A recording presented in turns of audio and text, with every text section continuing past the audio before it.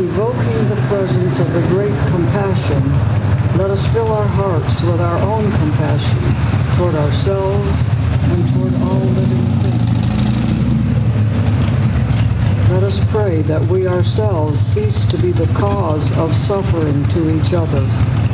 With humility, with awareness of the existence of the suffering going on around us, let us pray for the establishment of peace in our hearts and on earth. Thanks for being part of an important community of peace advocates in the Des Moines area. We all desperately need that sense of community and solidarity right now in the world. I'm sure you're all feeling that. Just like As Kathleen said, I lead an organization of health professionals. That's a national network working to prevent nuclear war, the climate crisis, and address the systemic injustices that are at the root of both of these.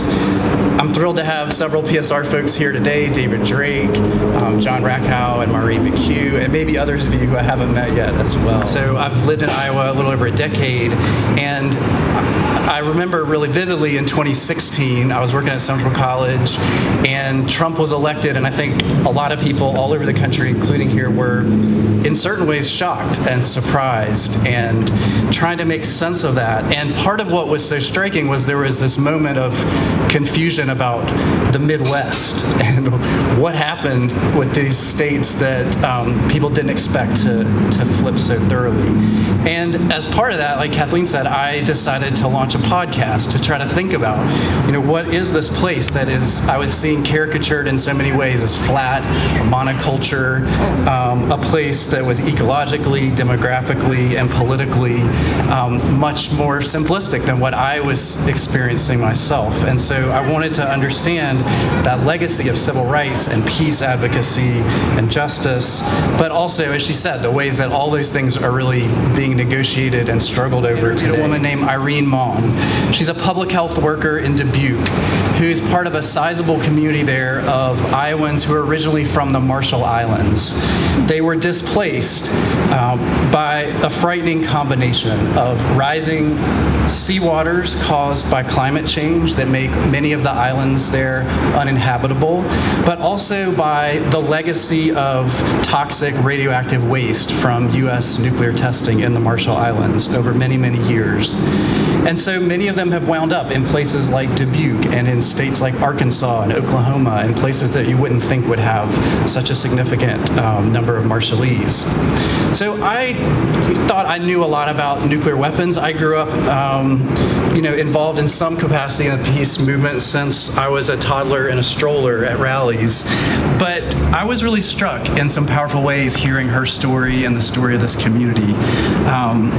Just understanding in a new way just how radically nuclear weapons have shifted so much of our reality.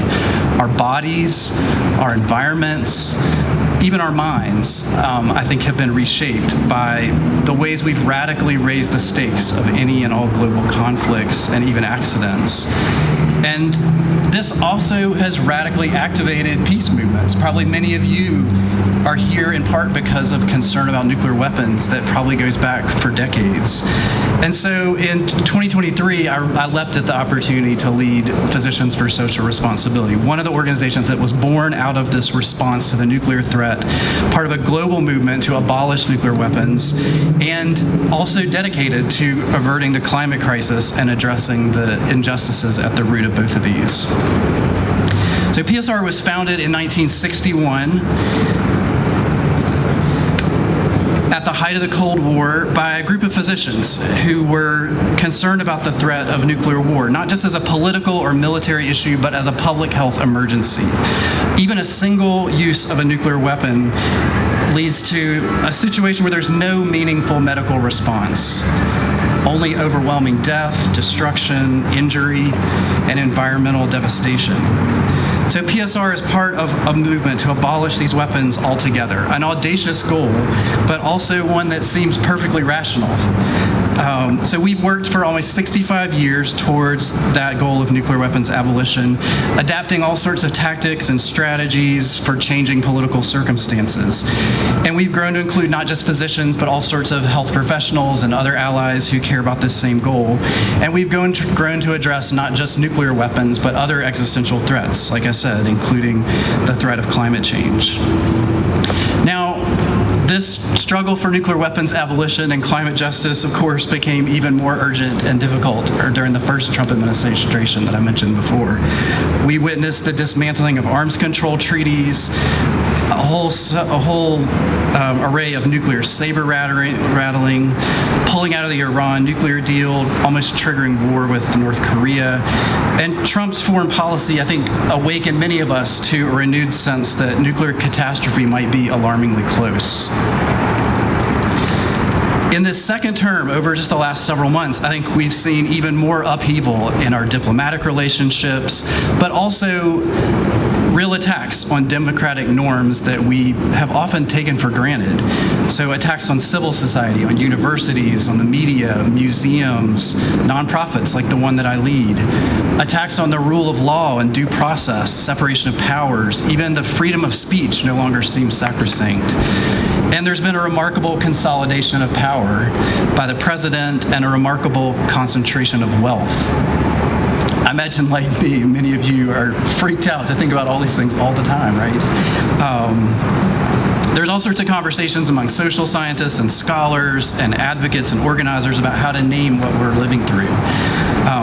But in many ways, I think former Republican House Speaker Paul Ryan has a perfectly appropriate designation that we're living in the midst of authoritarian narcissism. And so we're overwhelmed by the daily deluge of depressing news, attacks on immigrants, the unhoused, the trans community, other vulnerable groups, attacks on public health and science, on the regulations that protect us in our air and water and climate, attacks on programs that feed the hungry and provide health care and expand clean energy. And we're immersed in increasing levels of violence, militarism, and conflict in the Middle East, in Ukraine, in our own communities, on our campuses, in our schools, and in our politics, in our social media, in our public conversations. These are frightening times, and all the while, our nuclear arsenal is on hair trigger alert. The president has the sole authority to launch a nuclear strike. It's all part of a twisted logic that says security comes from the ability to destroy all life on planet Earth multiple times over. Now, this administration, in many ways, is not new in that. We're continuing a long-standing legacy and a largely bipartisan plan to invest trillions of dollars in modernizing our nuclear arsenal in the decades ahead. Even pushing new spending in the big, beautiful bill this summer. There's about $14.7 billion added for nuclear weapons. Imagine what could be possible with just those dollars, much less the trillions over the decades ahead, if we wanted to spend that on peace and justice and human needs instead of nuclear weapons. Just that amount in the big, beautiful bill is enough for 5 million children to be on Medicaid. So in this moment of rising authoritarian narcissism, how can we continue to work for peace, for the abolition of nuclear weapons, and for a world free of violence and injustice? What can we do to preserve and protect democracy? I don't pretend to have all the answers for that, but I'm going to share a few lessons from PSR's history that I think are helpful and that are informing our approach as an organization today. So like I said, PSR was formed in 1961 by a small group of physicians in the Boston area who heard a talk about nuclear weapons, were freaked out, and gathered together in a living room to talk about what they could do. And in many ways, I think that continues to be at the heart of who we are and probably many of the organizations who sponsored this today, just like we heard about Chet and the Firehouse, right? We gather in living rooms. We gather in relationship with one another. We build trust with others who share our concerns. We all need that same kind of supportive community today. From that living room, PSR grew and formed chapters across the country, including here in Iowa. One of the stories I love when I visited our Oregon chapter last summer, the organizer who founded that chapter in the early 80s said, the most important piece of advice I got was get rid of your rotary dial telephone because you're going to be making a lot of phone calls.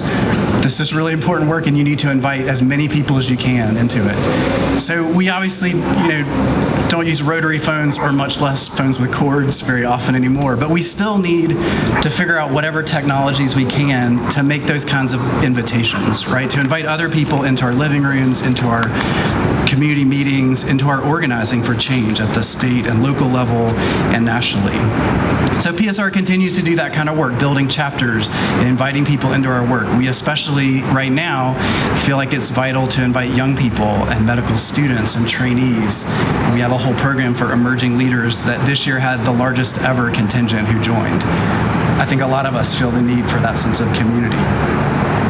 So from our beginnings, PSR has been committed to principled scientific research as the foundation for our advocacy. In the 1960s, researchers collected over 300,000 baby teeth from across the country, demonstrating the widespread presence of strontium-90, radioactive fallout from nuclear testing in the Southwest.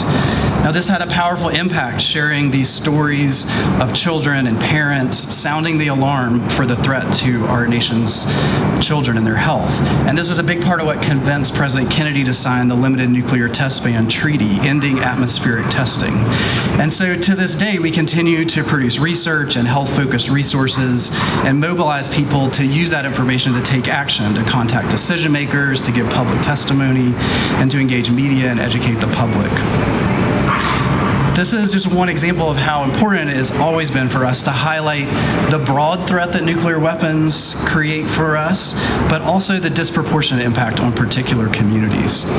So in the 1990s, PSR did groundbreaking work on the health impacts to workers in U.S. nuclear facilities and worked to pass legislation to protect those workers. Last year, I got to visit with a group of folks who had worked at the nuclear weapons plant in Kansas City. They carried thick files of medical records and stories of lots of lost coworkers. And we met with Josh Hawley's staff to lobby for stronger protections for those folks who worked as what they consider to be really patriotic work to build weapons for our country. For years, we've rallied to support the Radiation Exposure Compensation Act, RECA, which provides health funding and support for people who live downwind of nuclear testing, as well as uranium miners and veterans who are exposed to radioactive nuclear waste.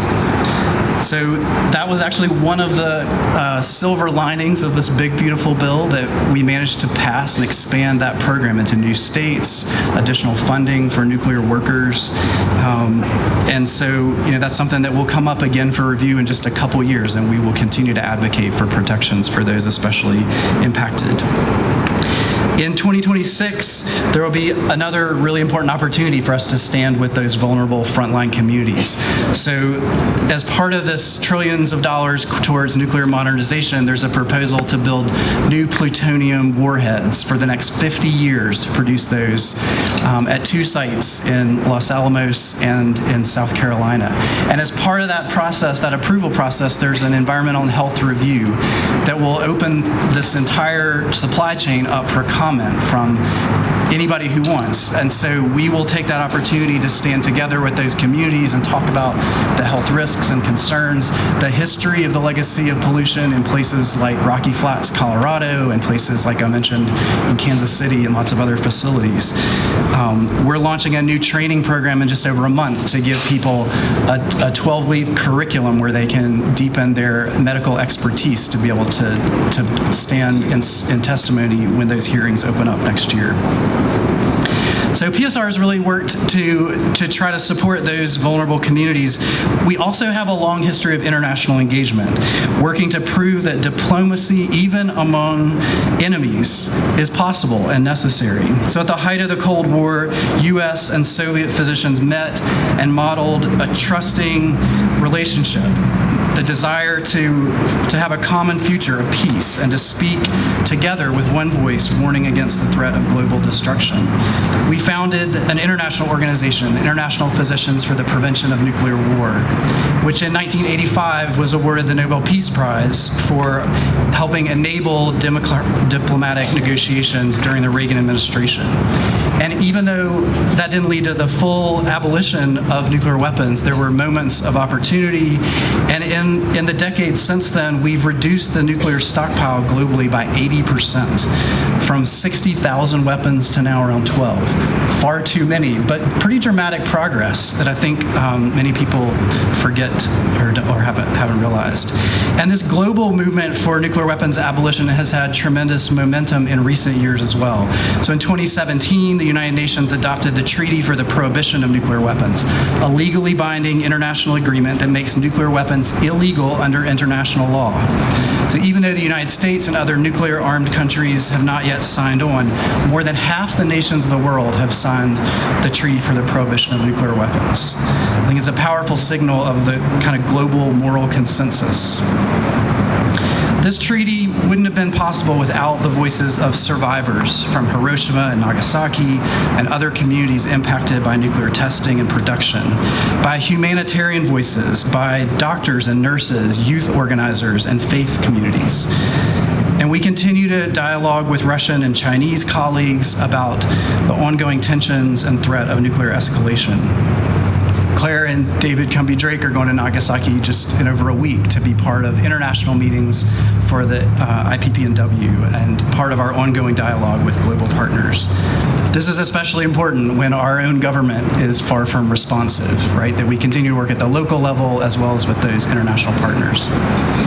Now more than ever, in the face of this rising authoritarianism, we know how important it is to build broader and more inclusive movements.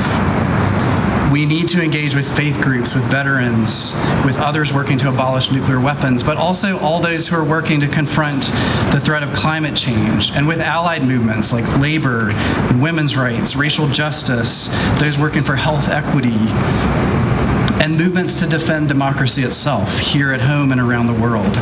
Peace is intersectional. The same forces that maintain the current nuclear status quo, militarism, white supremacy, extractive capitalism, these are the same forces that drive war, displacement, and ecological collapse. So if we want peace, we have to also fight for racial, economic, and environmental justice.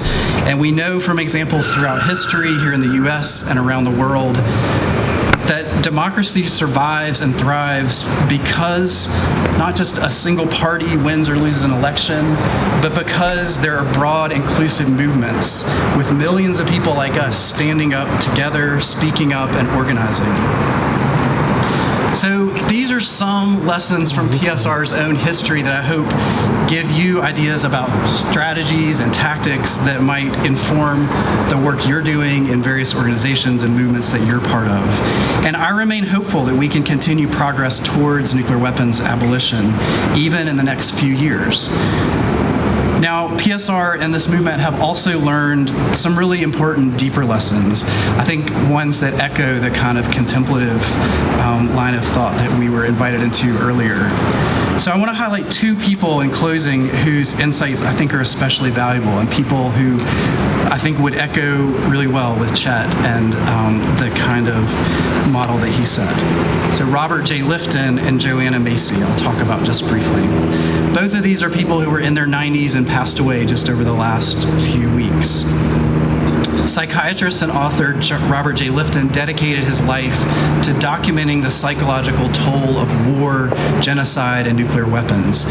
He interviewed survivors of Hiroshima, of the atomic bombings there, and also those who lived through numerous other traumas and situations of war and violence in all different settings, in Vietnam, the Holocaust, and a variety of repressive political regimes. Lifton was convinced that after Hiroshima, that our very consciousness was changed, that we're living in a new world now that we have the ever-present reality of our human capacity for total destruction. We live in a kind of darkness and dread that can be overwhelming, a kind of nuclear shadow. He was also convinced that, based on his decades of interviews and research, that there's immense potential among survivors of violence, a wisdom, a power, a resilience, that survivors are far from victims, but are agents of their own renewal and potentially the renewal of the world. And so, having lived through suffering, they have the capacity to speak a kind of truth with authenticity, to organize for the long haul, and to be real leaders in our movements. So, as you can tell from PSR's own history, many of our most important moments have been through working in solidarity with survivors, with those who are most vulnerable. Lifton was also convinced that nuclear weapons and climate change are what he called apocalyptic twins, that they both threaten the very inhabitability of this planet. And he increasingly recognized that many of us now bear the psychological marks of survivors, the kinds of people that he interviewed from wars and other kinds of horrific violence. We've all experienced a kind of trauma, the trauma of climate change, the nuclear threat, a global pandemic, and a political culture increasingly marked by violence. Scholar and activist Joanna Macy emphasized many of these same connections between nuclear weapons and the climate threat. And she also stressed the necessity for us to grieve for the brokenness we face as a planet, for the violence and trauma we inflict on one another and on our non-human kin. She stressed that the kind of survival wisdom and the power that Lifton wrote about so eloquently, that this requires a kind of daring among us, daring to acknowledge the emotional, psychological, and spiritual depths of the pain that we experience in the world. She writes this: "Of all the dangers we face, from climate chaos to nuclear war, none is so great as the deadening of our response. The most radical thing any of us can do at this time is to be fully present to what's happening in the world, to slow down our thoughts, to pay attention." So Joanna Macy calls us to be part of what she calls a great turning towards a peaceful and just world. And this work, she says, begins with gratitude, with honoring our pain, the pain we feel for the world. And that this enables us to see with new eyes and to go forth emboldened with a spirit of what she calls active hope. For much of our history at PSR, part of how we've tried to stay present to this pain is to gather together, to grieve in commemoration of the bombings of Hiroshima and Nagasaki every year. Many of you were gathered just a few weeks ago, as we were in the Japanese Bell of Peace and Friendship to mark the 80th anniversary of those bombings together, gathered here in Des Moines with our community of peace advocates to acknowledge that our country is the only one to use a nuclear weapon as an act of war, to stand together as peace activists. We have a powerful responsibility here in this country to bear witness and to say no more. So today, as we gather again, I thank you for being here, for choosing to be connected with others at a time when it's easy to feel isolated and disconnected, to feel like we live in an incredibly divided world. We need more gatherings like this in the heart of our cities, in living rooms. We need more phone calls inviting other people into conversation and into our movements. We need more mobilizations in the streets and more messages and stories that we share with each other and with the media and the world. And we need stronger connections with the survivals of all forms of trauma and violence. We need to hear the stories of people who are different from us. I'm grateful that through my podcast and in so many ways living in Des Moines, we have the opportunity to live in a diverse community and to be challenged and to challenge each other.